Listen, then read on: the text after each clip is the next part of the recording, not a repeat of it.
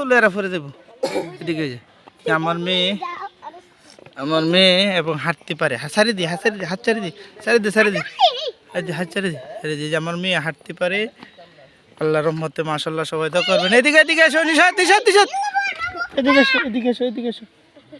এদিকে এদিকে যাও নিশাত জুতা নিয়ে হাঁটতে পারতেছে না হ্যাঁ হাঁটতেছে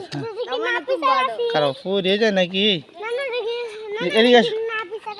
নিশাত এদিকে আম্মু এদিকে আসো